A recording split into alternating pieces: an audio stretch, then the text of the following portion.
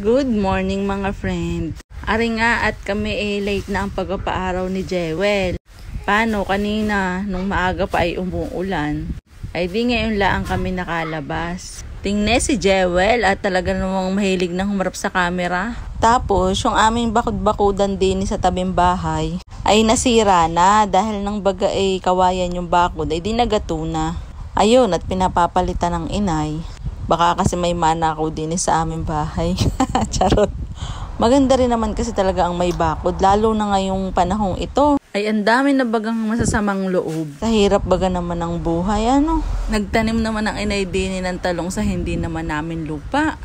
Ilang puno lang naman yan. Abay, namumunga din naman at napapakinabangan. Meron naman dining sili na nalanta na. Katulad ng pagmamahal niya sa'yo, ay lanta na din Charot lang. Nahugot pa Ari namang si Jewel din, ako'y natutuwa. At tinuturo ang mag-close open. Ay bakit ba itong paa niya ang pinag-close open? Ay tingnan niyo ang paa niya. Ay talaga namang yun ang nag-close open Ay di kayo nakakatuwa man din. At siya curious na curious pa dyan.